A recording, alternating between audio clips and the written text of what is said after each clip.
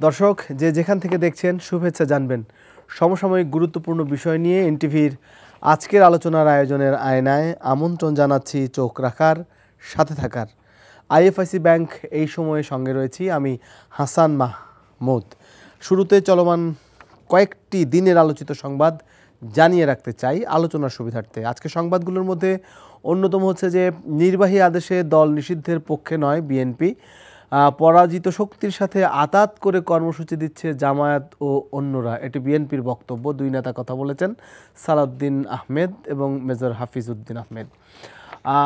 এবার আরও একটি খবর, একবারের জন্য হলেও পিআর অর্থাৎ সংখ্যানুপাতিক নির্বাচন দরকার বলেছেন জামায়াত নেতা ডাক্তার আবদুল্লাহ মোহাম্মদ তাহের। ইশতেহারে জুলাই হত্যার বিচারের প্রতিশ্রুতি চায় এনসিপি, জাতীয় নাগরিক পার্টি।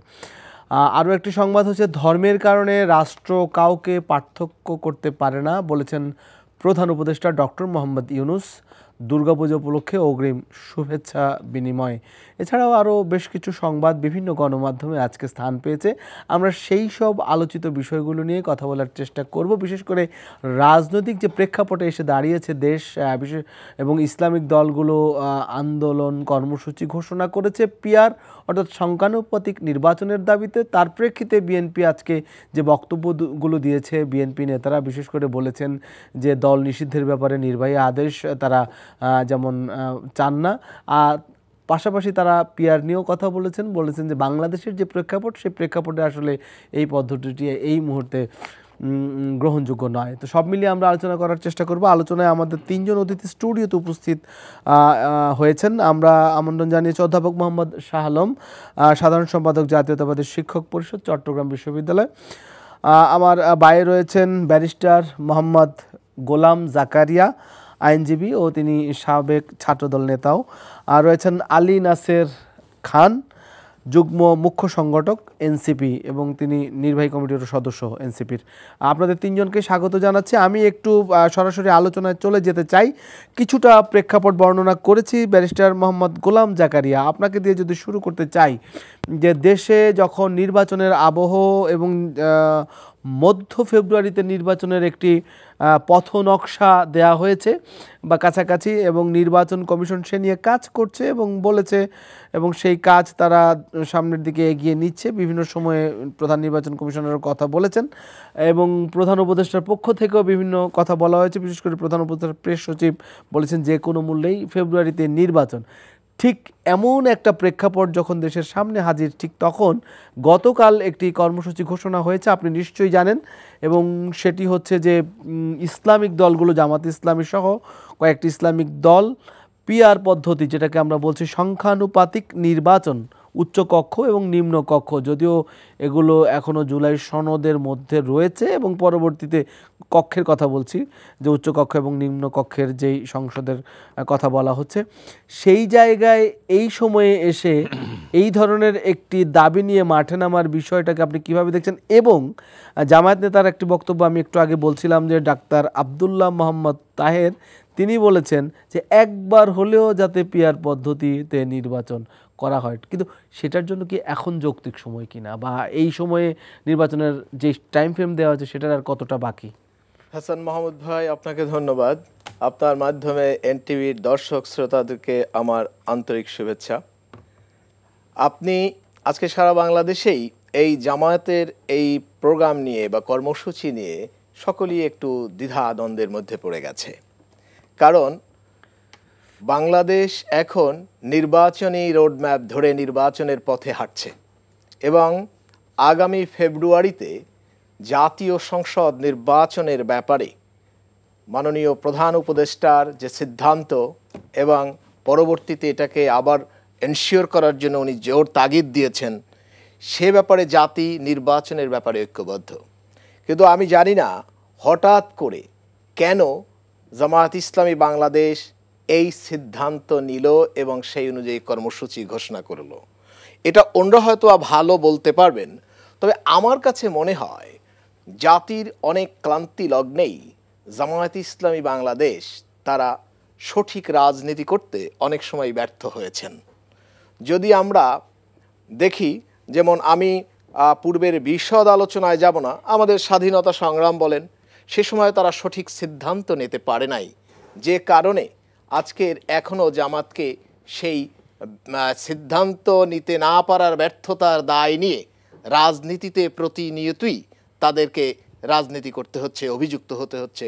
আমি ডিটেলস সেদিকে আর নাই গেলাম। ঠিক তদ্রুপ আমারও মনে হচ্ছে আজকের যে ফ্যাসিস্টের বিরুদ্ধে সারা বাংলাদেশ একত্রিত হয়েছে, ঐক্যবদ্ধ হয়েছে, এবং সেই অনুযায়ী বর্তমান প্রফেসর ডক্টর মোহাম্মদ ইউনূস সাহেবের নেতৃত্বে বাংলাদেশ একটি অন্তর্বর্তীকালীন সরকার হয়েছে, এবং সেই সরকারই সকলকে সাথে নিয়ে একটি সুন্দর নির্বাচন উপহার দেওয়ার আপ্রাণ চেষ্টা করে যাচ্ছে। ঠিক সেই মুহূর্তে কি উদ্দেশ্যে ওনারা এটা করেছেন সেটা আসলে আমার মনে হয় এটি একটি ভুল রাজনৈতিক ভুল পদক্ষেপেরই ধারাবাহিকতার একটি অংশ বর্তমান সমকালীন সময়ে ওনারা জন্ম দিয়েছেন।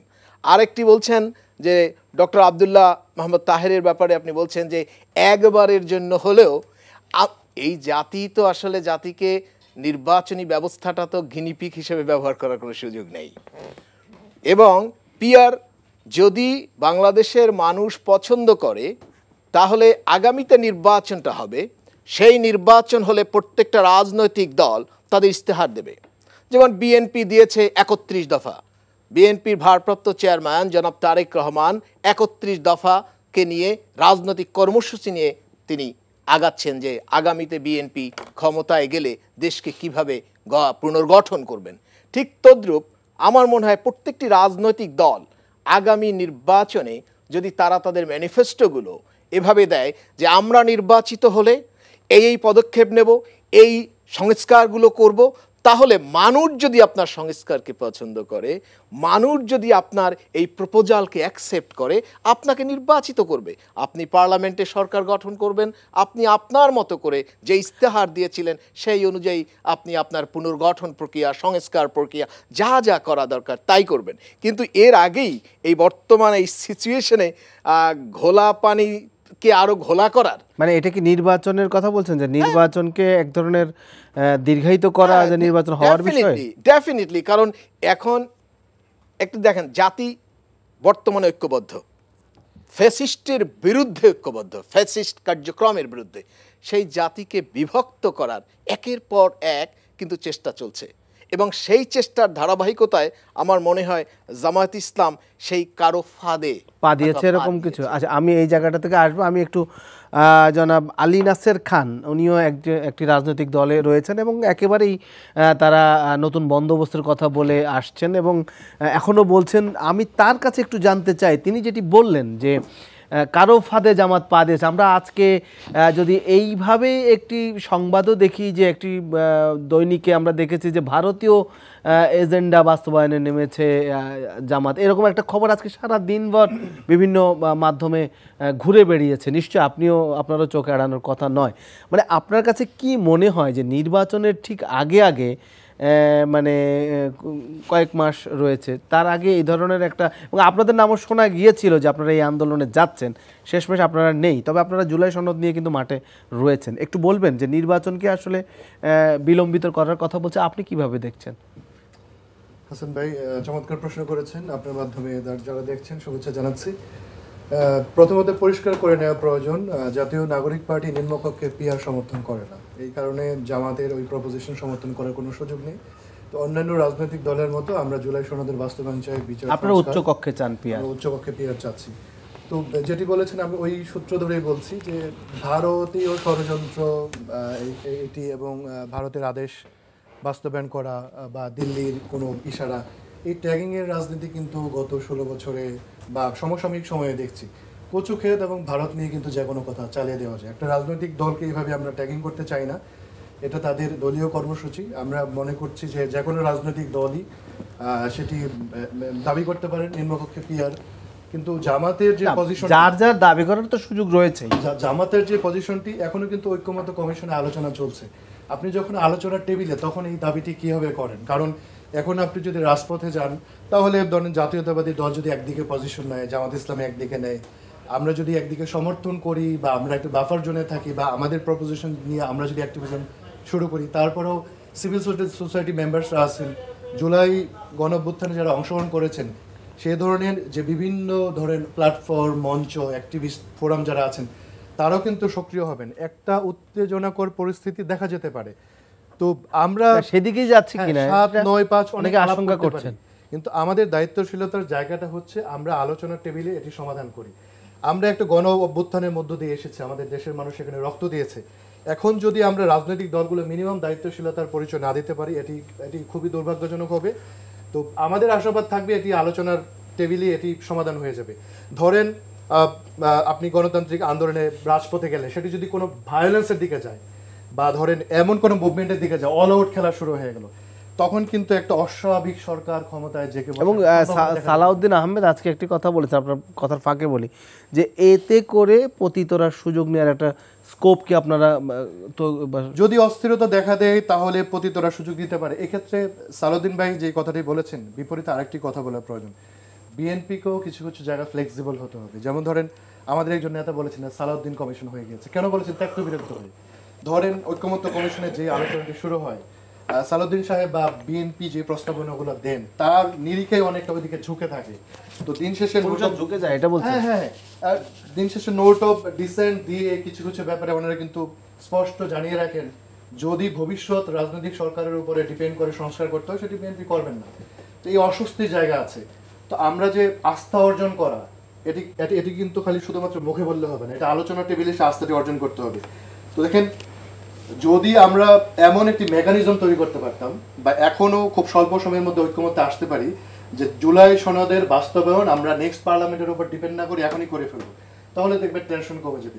আমি আরেকটা কথা বলছি, এটা খুব সুপারফিশিয়াল না, আমার মনে হচ্ছে এটা আমার একটা অ্যাজাম্পশন, যে যদি গণপরিষদের মধ্য দিয়ে আমরা নেক্সট পার্লামেন্টকে ফাংশনাল করতে পারি, এটা পার্লামেন্ট আকারে ফাংশন করবে, আইনসভা আকারে ফাংশন করবে এবং একটা নতুন সংবিধান আসবে, তাহলে অনেক জটিলতা কেটে যাবে।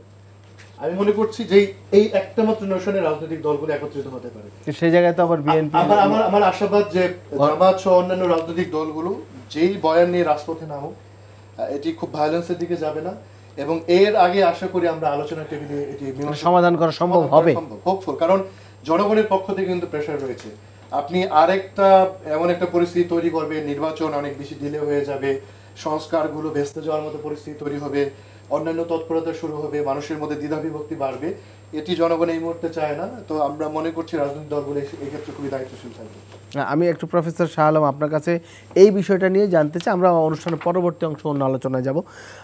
এই যেই রাজনৈতিক দলগুলো একসাথে ফ্যাসিবাদ বিরোধী আন্দোলনে অংশ নিয়েছে এবং নির্বাচনের অপেক্ষা করছে, জুলাই সনদ নিয়ে ঐকমত্যের টেবিলে যেটি বললেন যে আছে, সেই সময়ে একটা আন্দোলন আর কর্মসূচি ঘোষণা দেয়া হলো, সেই জুলাই ঐক্যের দলগুলোর মধ্যেই এক ধরনের এখনো স্পষ্ট নয়, তবে কিছুটা ফাটল যে তৈরি হয়েছে তা তো কিছুটা জানান দিচ্ছে। আপনি এটাকে আসলে কিভাবে দেখছেন? এটা আগামী নির্বাচনকে কোনো প্রভাবিত করবে কিনা? ধন্যবাদ আপনাকে। আমরা আসলে যে কথাটি বলতে চাই সেটা হচ্ছে জুলাই আগস্ট আমাদেরকে ঐক্যবদ্ধ করতে পেরেছে, যে চেতনা আমাদের জাগ্রত আছে।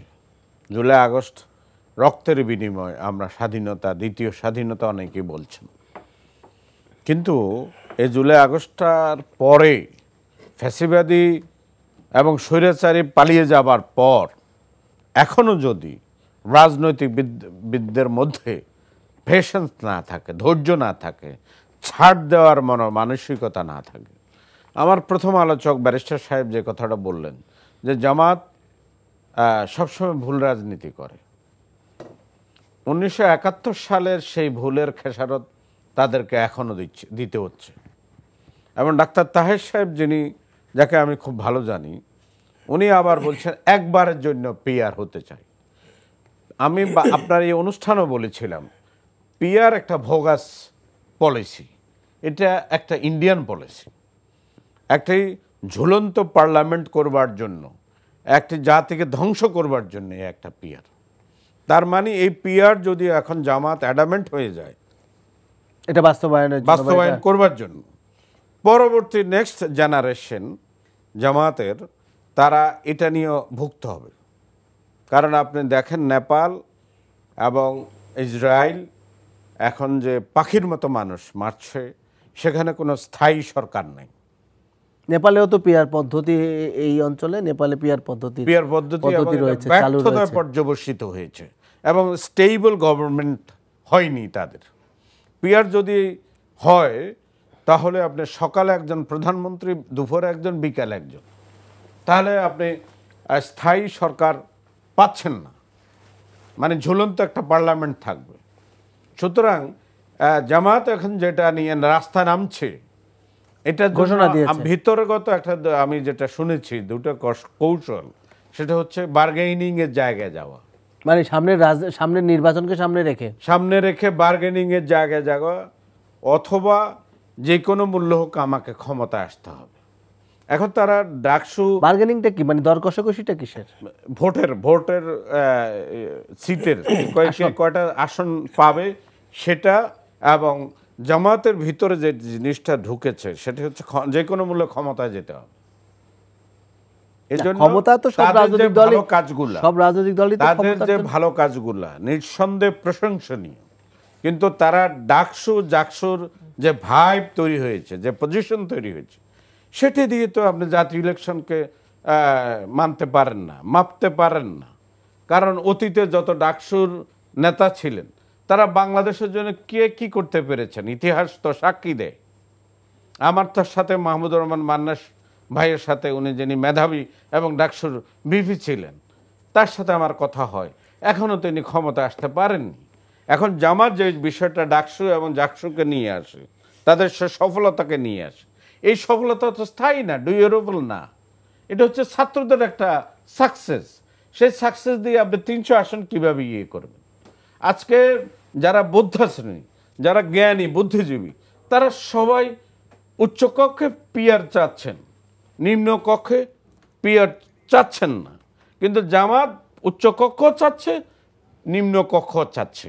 নিম্ন কক্ষে যদি পিয়ার হয় তাহলে আমি ভোট দিলাম আপনাকে, এমপি হলো ব্যারিস্টার সাহেব, উনি, আমি জানি না কে ব্যারিস্টার এমপি হচ্ছে আপনার, তাহলে আপনি বিভিন্ন দেশের উদাহরণ দিচ্ছেন, সেখানে যে ব্যর্থতাগুলো সেগুলো তো আপনি সামনে নিয়ে আসছেন না।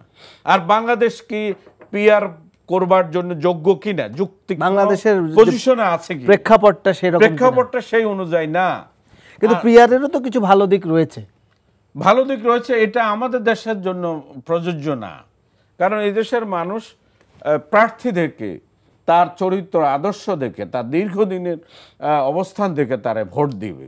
কিন্তু আমি ভোট দিলাম একজনকে, আমার অপরিচিত একজনকে পরবর্তীতে নমিনেশন দেয়া হলো, তাহলে আমি মুখ ফিরিয়ে নিব। এটা একটা ব্যর্থ এবং ভোগাস পলিসি।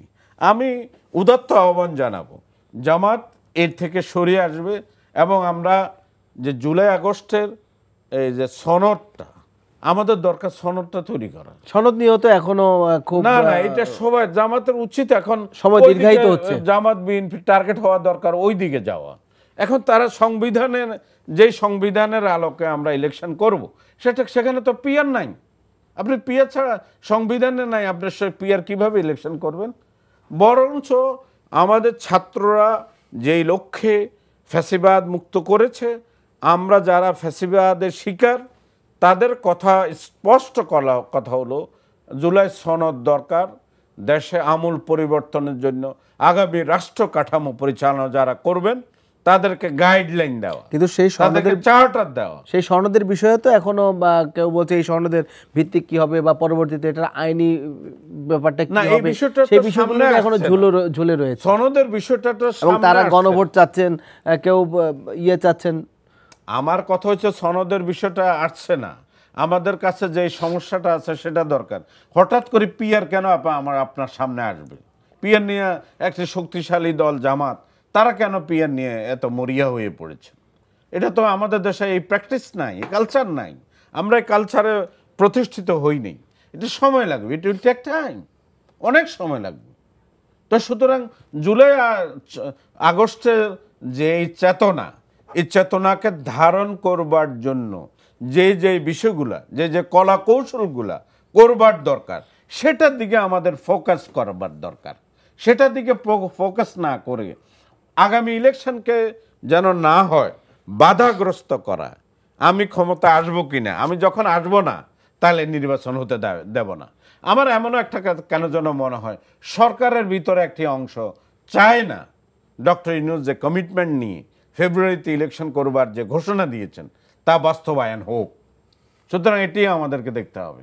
আমরা কোনো রকমে একটি গণতান্ত্রিক নির্বাচন, মানুষ নির্বাচনমুখী, ভোট দেওয়ার যে আমেজ, সেটা গত 19-20-22 বছর ভোট দিতে পারেনি, তরুণ প্রজন্মে ভোট কি জিনিস বুঝে না, তাদেরকে ভোটে যেতে হবে। আর এই যে মব কালচার হলো, সুশাসন নাই।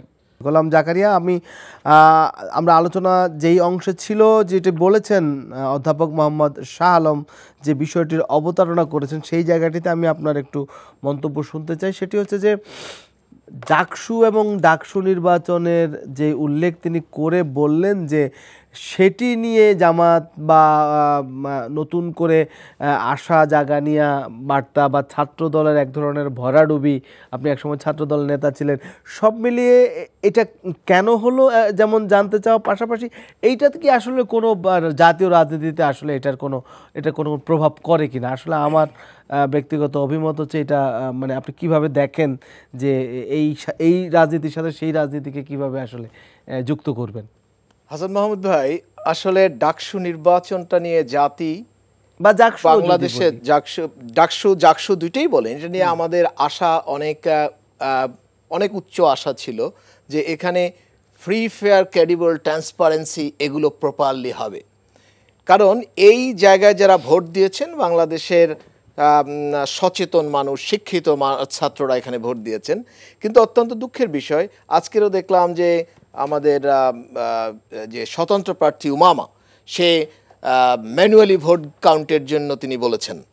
তার পাশাপাশি ভিসির নিরপেক্ষতা নিয়ে ইতিমধ্যেই প্রশ্নবিদ্ধ হয়েছেন ভিসি।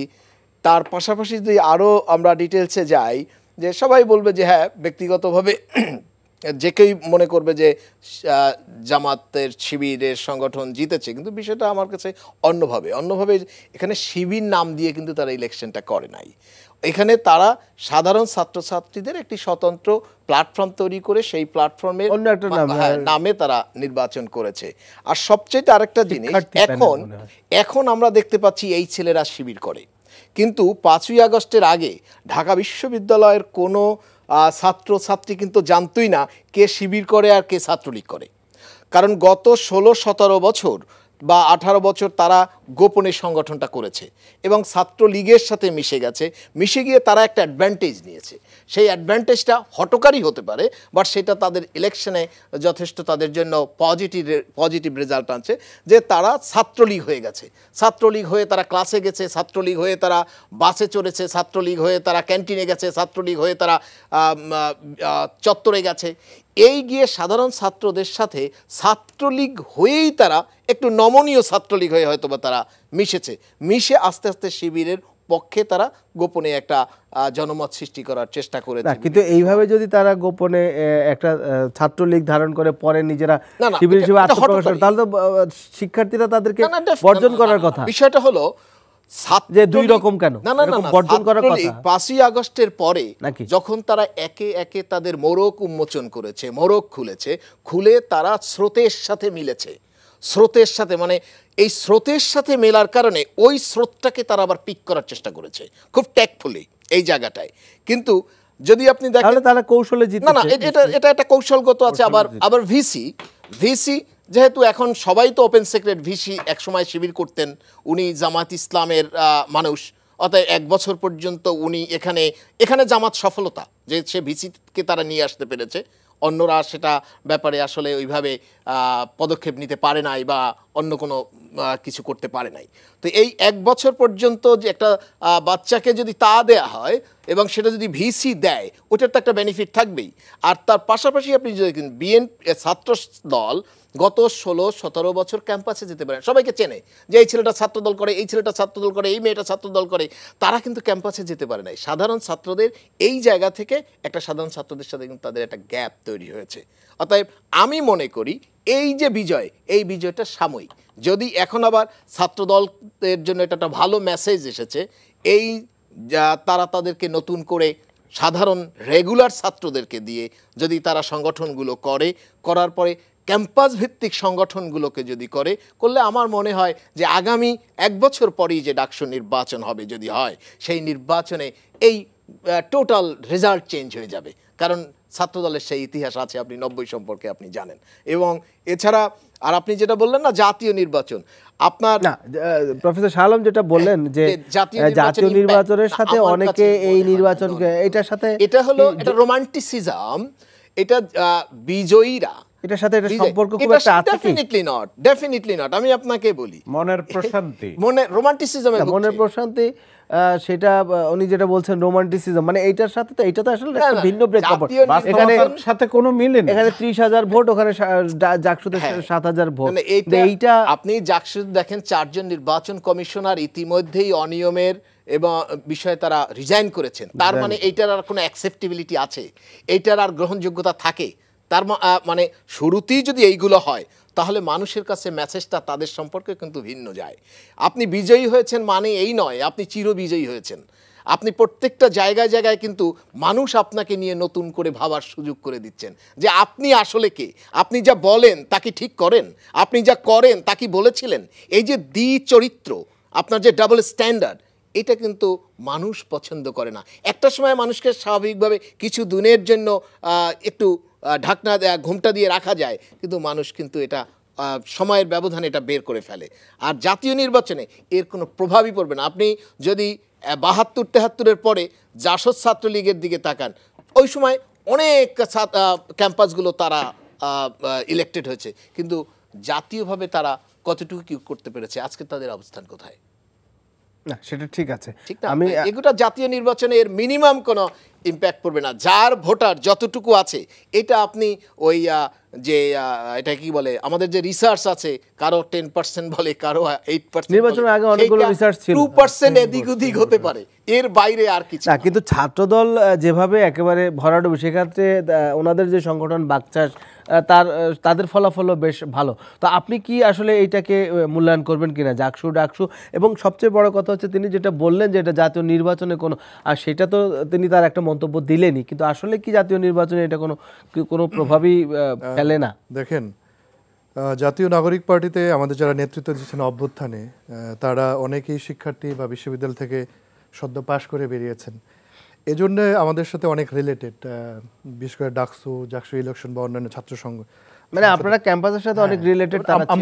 আমাদের বিপ্লবে অংশ নেওয়া, অভ্যুত্থানে অংশ নেওয়া একটা বিশাল অংশের সাথে রিলেটেড এই রাজনীতি, এবং জাতীয় রাজনীতির ইম্প্যাক্ট রয়েছে। কারণ এখন ছাত্রদের নেতৃত্বে গণ অভ্যুত্থানটা হওয়ায় সবাই ছিল, তারপরেও এই যে তারুণ্যের জয় জয়কার এবং তরুণ ভোটার সংখ্যা অনেক বেড়েছে, এবং আমরা গত 15-16 বছর আমাদের কাছে ডেটা নেই, এই জন্য ইম্প্যাক্ট একটা পড়বে। কিন্তু মোটা দাগে জাতীয় রাজনীতিকে ছাত্র রাজনীতি কতটুকু প্রভাবিত করে, অতীত ইতিহাসে দেখা গিয়েছে এন্টি এস্টাবলিশমেন্ট একটা সেন্টিমেন্ট কিন্তু ছাত্র সংসদগুলোতে থাকে। যেমন যিনি সরকারে থাকেন বা সরকার গঠন করতে যাবেন তার বিরুদ্ধাচরণ করা, এটাই হচ্ছে শিক্ষার্থীদের স্পিরিট। কারণ এস্টাবলিশমেন্টের বিরুদ্ধে বলা, তারা মনে করে এটা মেরামতের রাজনীতি। তো এই জাকসুকে একটু ব্যতিক্রমভাবে বুঝবার চেষ্টা করতে হবে। এখানে গণ অভ্যুত্থানের জয় হয়েছে, এবং আমরা যেটি বলছি এন্টি এস্টাবলিশমেন্টের যে পক্ষের যে মত, এর জয় হয়েছে, এবং একটা সেন্ট্রিস্ট রাজনীতির জয় হয়েছে। জাতীয় নাগরিক পার্টি কিন্তু সেই সেন্ট্রিস্ট রাজনীতির কথা বলেছে। আমরা জাতীয় নাগরিক কমিটির পক্ষ থেকে আপনারা দেখবেন যে শিবিরের প্যানেলটি দিয়েছে, তার নাম কিন্তু শিবির সমর্থিত প্যানেল সরাসরি লেখা নেই, এবং সেখানে একজন চাকমাকে দেখতে পাবেন, একজন তারপর শিক্ষার্থী ঐক্য প্যানেলের শিক্ষার্থী, এবং বাম পাশে আমাদের বোনেদের মেয়েদের দেখতে পাবেন সমন্বিতভাবে। যিনি ক্রীড়াবিদ ছিলেন, ট্র্যাক রেকর্ড আছে, তাকে দেখতে পাবেন। এটা একটা ইনক্লুসিভিটির যেটা আমরা সবসময় বলে এসেছি, যে একটা মধ্যমপন্থী ধারার একটা রাজনীতি। তো এটা কিন্তু জনগণ গ্রহণ করেছে। এখন ধরেন আমার প্রোডাক্ট কিন্তু আরেকজন নিয়ে যদি ভালো মার্কেটিং করতে পারে, সেক্ষেত্রে শিবিরের ক্ষেত্রে তাই হচ্ছে। আবার ঢাকা বিশ্ববিদ্যালয়ের শিবিরকে অন্যভাবে দেখতে হবে। ঢাকা বিশ্ববিদ্যালয়ের শিবির কিন্তু তথাকথিত সোকল বা কেন্দ্রীয় শিবিরের মতো না। কিন্তু বাংলাদেশ 2008 সালের পরে থেকেই শিবির অনেকটা ক্যারিয়ার সেন্ট্রিস্ট হয়েছে। তারা ধরেন সেক্টর ভিত্তিক লোক তৈরি করেছে, এবং এই যে লিবারেল ডেমোক্রেসির যে চর্চা, এটি কিন্তু তারা করেছে। কিন্তু বাংলাদেশের জন্মের পরে আপনি ঢাকা বিশ্ববিদ্যালয়ে এরকম শিবিরের কোনো অবস্থান, এটাই তো শিবিরের অবস্থান ছিল। আমরা শিক্ষা জীবনে দেখেছি, আপনি অবাক হয়ে যাবেন হাসান ভাই বললে, 2008 সালেও যদি নির্বাচনটি হতো ডাকসু, শিবির কিন্তু আশানুরূপ সেখানে কিন্তু পদ সংখ্যা পেত। এবং যদি 10 11 আপনারা 12 কেন পারলেন না? আপনারা যে আমি জুলাই আমি অভ্যুত্থানের আমি মানে আসছি। আপনাদের দেখেন, ছাত্র সংগঠনটা পিছিয়ে গেল কেন? যে শিবিরের শিবিরকে কেন বেছে শিবির নিলেন? অর্গানাইজেশনে অনেক বেশি এটা তো মানুষের এক্সপেকটেশন ছিল আপনারা যে হবে। বাকশাল জুলাই অভ্যুত্থানের যারা স্টেক তারা আসবে। খেলার একটা নিয়ম আছে।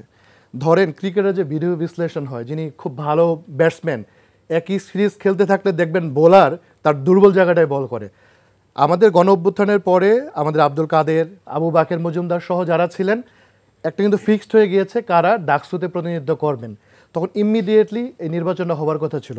এই দীর্ঘদিন অ্যাক্টিভিজম করে শুধুমাত্র গণ অভ্যুত্থানের ফেস হিসেবে এখানে নিষ্কলুষ থাকা অনেক বেশি চ্যালেঞ্জিং, কারণ তাদের পদে পদে নানান ধরনের বয়ান তৈরি করা হয়েছে, তাদেরকে বিতর্কিত করা হয়েছে, বিচ্ছিন্ন করা হয়েছে।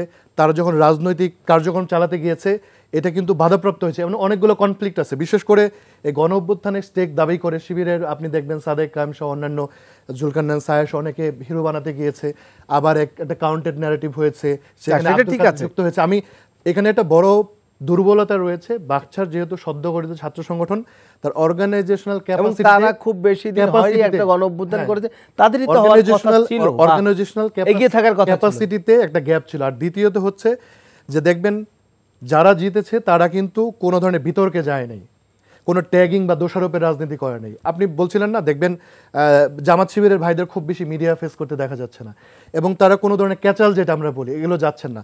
এতে করে সাধারণ ভোটাররা মনে করেন যে এই ধরনের শিক্ষার্থীদের ভোট দেওয়া হতে হবে নিরাপদ, এবং যেহেতু তারা খুব বেশি কথা বলছেন না, তাদের প্রার্থীদের বিভিন্ন ধরনের বিশ্লেষণ করে তাদের যে আটকানোর পন্থা, এটিও পরিষ্কারভাবে বাকছাস বা অন্যান্য ছাত্রদল এটি বুঝতে পারেননি, এর একটি অ্যাডভান্টেজ নিয়েছে। কিন্তু এখন কথা হচ্ছে যে এই রাজনীতি ছাত্র শিবির ধারাবাহিকভাবে করতে পারবে কিনা।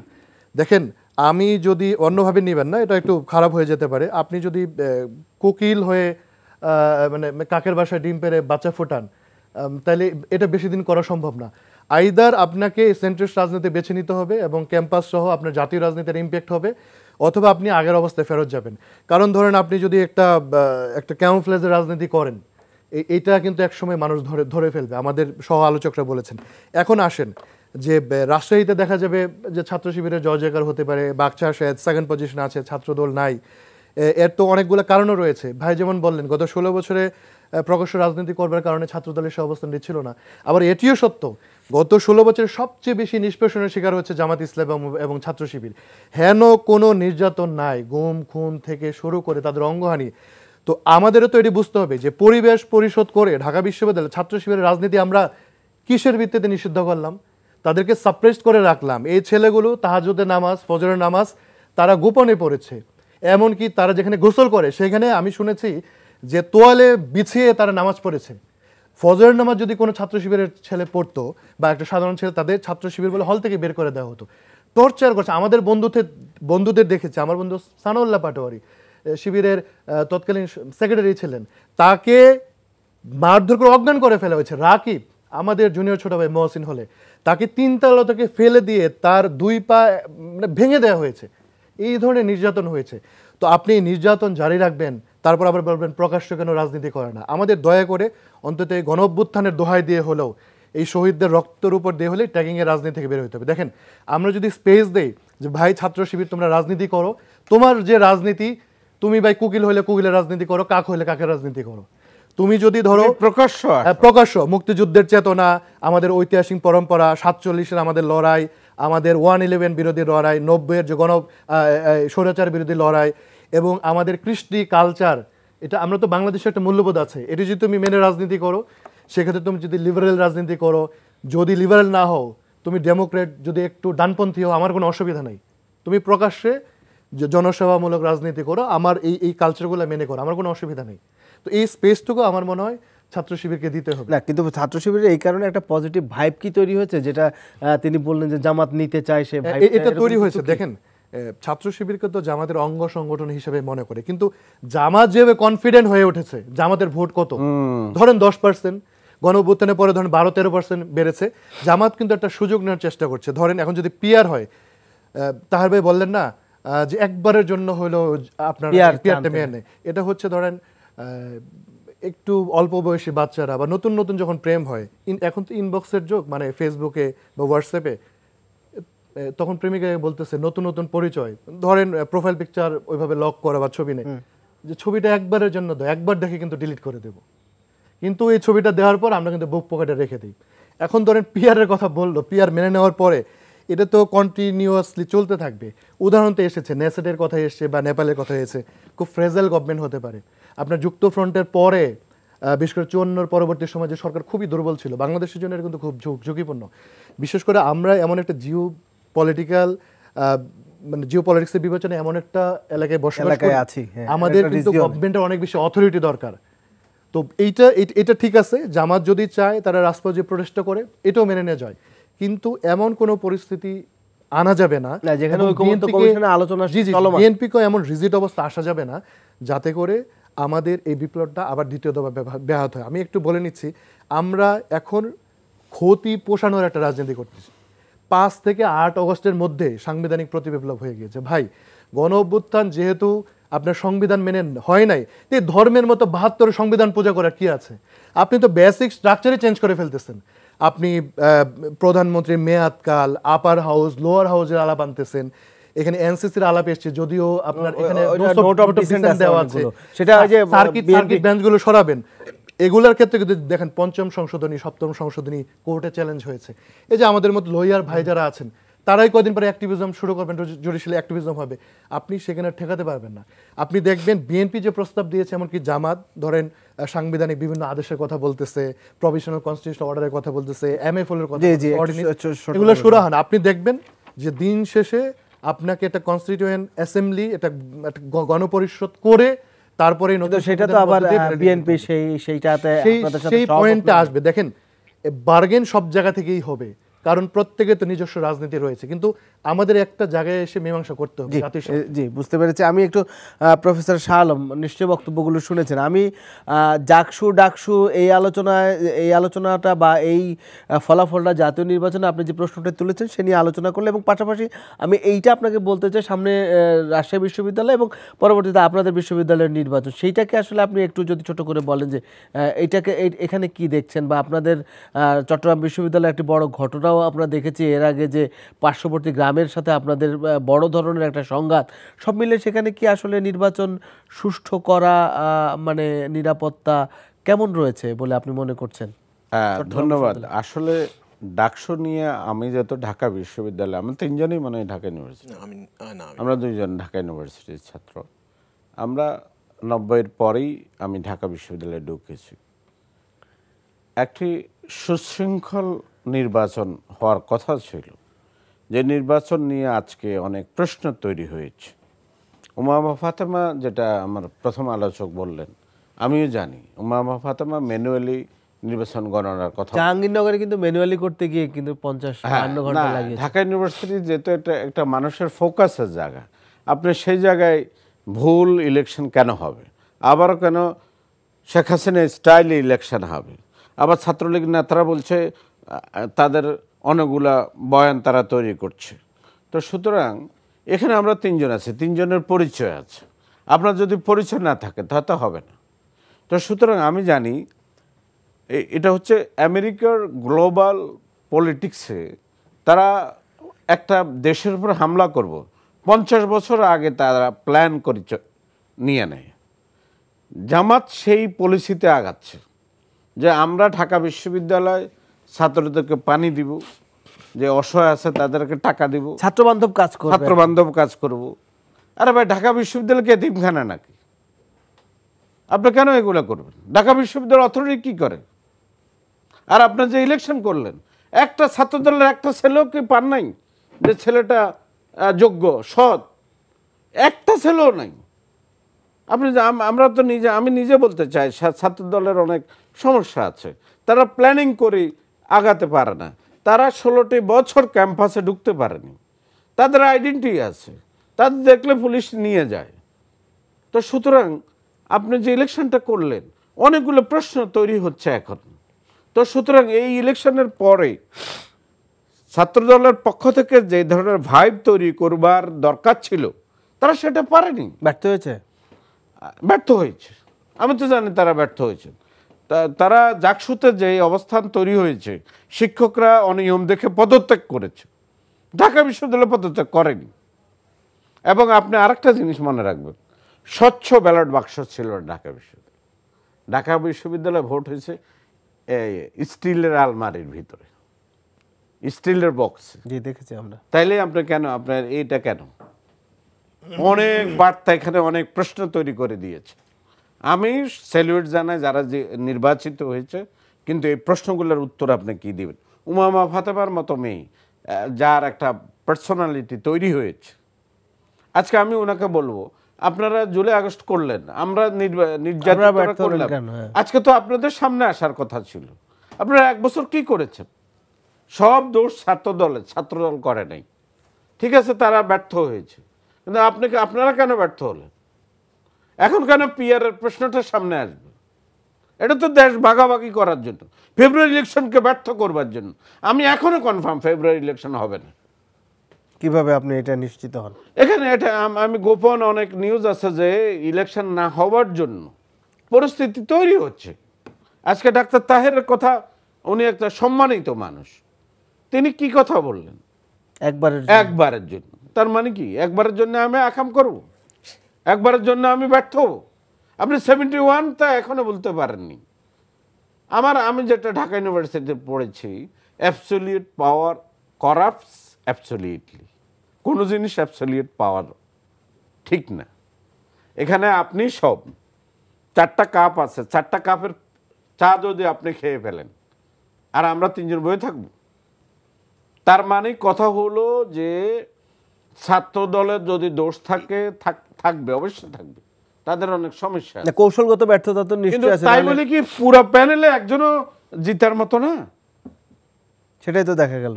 তাহলে যে ছেলেটা মায়ের, তার মতো ভদ্র ছেলে আপনি ঢাকা বিশ্ববিদ্যালয়ে আরেকটা পাবেন? আমি তো ঢাকা বিশ্ববিদ্যালয়ের অন্দর ঘুরে মানুষ, সাংবাদিকতা করা মানুষ, টেলিভিশনে টকশো করি। তাহলে কি হলো? আপনি যে প্ল্যানিং নিয়ে, মহিউদ্দিনের কাছে সে টিকে নাই, প্ল্যানিং কৌশল to destroy BNP's prestige and dignity, working a lots of people, a lots of মানে বিএনপিকে ধ্বংস করে দাও, নির্বাচন পিছিয়ে দাও, বিএনপির ইমেজ নষ্ট করে দাও। প্রফেসর সালাম, বিএনপি যত নষ্ট হবে তত আমার লাভ। প্রফেসর সালাম, এখন আসলে কি অবস্থা চট্টগ্রাম বিশ্ববিদ্যালয়ে? আপনারা বড় একটা, আমরা যে চট্টগ্রাম বিশ্ববিদ্যালয়ে যে একটা ভীতিকর পরিস্থিতি দেখেছিলাম পাশের গ্রামের সাথে, এবং সামনে নির্বাচনের চাকসু নির্বাচন, মানে আপনি ওইখানকার পরিস্থিতিটি যদি একটু বলতে পারেন আর কি। আমি ডাকসু নির্বাচনের পরে সত্যিকারে আমি খুব হতাশ। আমি ডাকসু নির্বাচনের পরে হতাশ। চাকসু মাকসু এগুলো নিয়ে আমার কোনো মাথা ব্যথা নাই। আমি দেখতেছি বিভিন্ন স্টেক হোল্ডার আগামীতে তার স্বার্থের জন্য, ব্যক্তি স্বার্থের জন্য, দলীয় স্বার্থের জন্য যে ধরনের ষড়যন্ত্র করছে, বা এখন আপনি ফেব্রুয়ারিতে ইলেকশন, এখন আপনার কথা থাকার কথা ভোটের ময়দান, ভোটের বিষয়ে আলোচনা করা, ভোট কেন্দ্রিক সেমিনার সিম্পোজিয়াম করা, ভোটের লুফলগুলো কোথায় কোথায় আছে, আইন শৃঙ্খলা পরিস্থিতি ঠিক করা বা প্রার্থী ঠিক করা, রাজনৈতিক দলগুলোর প্রার্থী ঠিক করা, নির্বাচনী এবং জনগণের কাছে যাওয়া, এবং ডিসিদেরকে এডিসি কে পাল্টায় ওডিসি কে করা, অন্য জায়গায় নেওয়া, এই যে কাজগুলা কোনো কাজে তো নাই, এখনো দলাদলি, এখনো। তাইলে এতদিন 16 বছর আমরা যাদেরকে টার্গেট করে বকাঝকা করেছি তারা তো নাই। তাহলে তার মানে এটা হচ্ছে হিস্ট্রি রিপিট ইটসেলফ, ইতিহাসের পুনরাবৃত্তি ঘটে, কিন্তু মানুষ ইতিহাস থেকে শিক্ষা নেয় না। এই দলের, এই বিএনপি, জামাত, জাতীয় পার্টি, এদের, জাতীয় পার্টি তো সরকারের অংশ ছিল, বিশেষ করে বিএনপি জামাত, এদের অনেক শিক্ষা দরকার আছে, এদের শিক্ষা হয়নি। এরা মায়ের মৃত্যু হয়েছে, জানাজায় যেতে পারেনি, এবং অনেক সময় শিকল বাঁধা অবস্থায় জানাজায় গিয়েছে। তাইলে এই যে জামাতের এতগুলা লোককে হত্যা করলো, সেখান থেকে কি শিক্ষা নিল? কোনো শিক্ষা নেয়নি। এখন জামাত কি বলেছে যে আমার যে মতিউর রহমান, নিজামী, মুজাহিদ এদেরকে হত্যা করলে এদের বিচার করতে হবে? বলে নাই। বিএনপি ইলিয়াস আলীর জন্য যে একটা ভাইব তৈরি করেনি। সুতরাং তাদের কোনো আকল জ্ঞান হয়নি, তাদের অভ্যাস পরিবর্তন হয়নি। সুতরাং বাংলাদেশকে আরেকটি রক্ত দেবার জন্য প্রস্তুত থাকতে হবে। এবং ডিসেম্বরে ইলেকশন যেন না হওয়ার জন্য একটি গ্রুপ শক্তভাবে কাজ করছে। এটা আমার কাছে যেটা আমি বলতে পারছি না। আপনি নির্বাচন ফেব্রুয়ারিতে, মাস কয়টা আছে? আপনার মিছিল মিটিং কোনো কিছু তো নাই, কোনো আনন্দ ফুর্তি নেই। আপনার অনেক জোরাল বক্তব্য। আমি একটু যেহেতু আপনি জাতীয় পার্টির কথাটা তুলেছেন, আমি আলী নাসের খানের কাছে একটু যেতে চাই। আপনারা জাতীয় পার্টি নিষিদ্ধে যে জামাত যে দফাগুলো দিয়েছে তার মধ্যে দল নিষিদ্ধের বিষয়ও রয়েছে, কিন্তু বিএনপি আজকে যেটা বলেছে যে নির্বাহী আদেশে কোনো নিষিদ্ধ আসলে যৌক্তিক হবে না, যেটা বিএনপি এর আগেও বলেছে। আসলে মানে আপনি আসলে কিভাবে দেখেন যে জাতীয় পার্টি নিয়ে গণ অধিকার পরিষদের সাথে আওয়ামী লীগ নিষিদ্ধ করার ক্ষেত্রে খুব বেশি সক্রিয় ছিলেন না, এটা ভোট ব্যাংকের ব্যাপার ওরা হিসাব দেখেছেন। দেখেন, ট্রুথ অ্যান্ড জাস্টিস বা truth and confusion reconciliation commission যদি হতো, আমরা শুরুতে এটি বলেছি, বিভিন্ন অ্যাক্টিভিস্ট গ্রুপ এটি বলেছে এবং এটা সারা দুনিয়া জুড়ে হয়েছে, এটা জার্মানিতে হয়েছে। কিন্তু নির্বাহী আদেশকে আসলে বন্ধ করাটা দেখেন কোনো সুফল বয়ে আনে? দেখেন, আপনি তো অন্য কোনো টুল রাখেন নাই। আপনি যদি শুরুতে বিচারিক প্রক্রিয়ার মধ্যে নিষিদ্ধ করার দিকে যেতেন, তো কোন রাজনৈতিকগুলো তখন বিরোধিতা করেছে? তৎকালীন রাষ্ট্রপতিকে সরানো যায় নাই, জাতীয় পার্টি সহ শাহাবুদ্দিন চুপ্পুর কথা শাহাবুদ্দিন চুপ্পুর কথা বলছি, জাতীয় পার্টি সহ যারা এই 14 দলীয় জোটে ছিল তারা তো প্রত্যেকটি নির্বাচনকে বৈধতা দিয়েছে। জাতীয় পার্টি তো মন্ত্রিত্ব নিয়েছে। তারা আপনি 14 বলেন, 18 বলেন, 24 বলেন, কাদের উপর ভর করে হয়েছে? তারা এটি করে নাই। আপনার এই 24 নির্বাচনের আগে দিল্লি থেকে ঘুরে এসে তাদের সাথে আমাদের কি কথা হয়েছে ফাঁস করা যাবে না, দিল্লির অনুমতি লাগবে। এই যে দিল্লির দাস সরাসরি যদি দিল্লির কোনো এজেন্ডার কথা বলেন তাহলে জাতীয় পার্টিকে বলতে হবে। এই যে হাসিনার গুম খুন এবং বিরোধী দলের রাজনৈতিক কর্মীদের নিষ্পেষণ করে মেরে ফেলা হয়েছে, জামাত, ছাত্রদল, ছাত্র শিবির থেকে শুরু করে যে কোনো অ্যাক্টিভিস্ট, মোশতাকের মতো লেখক, এদের বৈধতা কারা দিয়েছে? পার্লামেন্টে তো কোনো আওয়াজ ছিল না। একেবারে ধরেন আওয়ামী লীগ যে দোষে দুষ্ট গণহত্যার দেয়, প্রত্যেকটি অপরাধের দায় হচ্ছে জাতীয় পার্টি দুষ্ট। এবং দেখেন, কোনো কারণে জাতীয় পার্টি অভিমুখে কোনো রেজিস্টার রাজনৈতিক দল গণ অধিকার পরিষদ গিয়েছে, বলেছে মব। আরে ভাই, যিনি রেজিস্টার রাজনৈতিক দল, একটা লিগ্যাল এন্টিটি, তিনি অ্যাক্টিভিজম করলে মব হয় কোত্থেকে? আপনি বিশেষ এক জায়গায় আমাদের ওই যে গুলিস্তানের পরে যে একটা স্থাপনা রয়েছে, এদিকে গেলে দেখলাম আমরা একটা বিশেষ ফোর্স দাঁড়িয়ে যায়, অথচ জনগণের জালমানের কোনো রক্ষা নাই। বিএনপি ছাত্রদলের বন্ধুরা খুব ভালো আছে এখন। আপনি কয়েকদিন পর দেখেন না, যদি একটু বিচ্যুতি দেখে যায় কি অবস্থা দাঁড়ায়। আমাদের নেতাকর্মীরা সব জায়গায় সঠিকভাবে রাজনীতি করতে পারছে না, কিন্তু একটা অংশের জন্য খুব দরদ। 630 জনের মতো পালিয়ে গিয়েছে না তাদেরকে, এবং সীমান্ত পার হয়েছে। কারা পার করেছে? আমরা তো এখন বলতে গেলে অনেক কথা আসবে, ইনস্টিটিউশনের বিরুদ্ধে বলি, এটা সেটা বলি। তাদেরকে দায়মুক্তি কারা দিল? জনপ্রশাসনে যারা ওতপ্রোতভাবে হাসিনার এই লুম্পেন ক্লাস তৈরি করেছে, লুটপাট করেছে, তাদের দায়মুক্তি কারা দিল? তো আপনি জাতীয় পার্টির ব্যাপারে কোনো বয়ান তৈরি করতে পারেন না। আপনি যেহেতু সব স্কুপ বন্ধ করেছেন, বলছে যে নির্বাহী আদেশে নয়, এটা জনগণ তাদেরকে প্রত্যাখ্যান করবে, আদালত কর্তৃক। আপনি জাতীয় পার্টি কোনো রাজনীতি নাই, তার কয়েকটা অফিস আছে, কয়েকটা এমপি মন্ত্রী আছে, কোনো কর্মসূচি দেখেন, কোনো সমাবেশ আছে, জনসভা, কোনো কিছু নাই। তার কোনো ভোট ব্যাংকও নাই, কিছু নাই। তার আছে একটা সেটেলমেন্ট। কেমনে? দিল্লির আদিষ্ট দল হিসাবে সে আওয়ামী লীগকে বৈধতা দিয়েছে এবং সংসদে গিয়েছে। আর কোনো রাজনীতি নেই।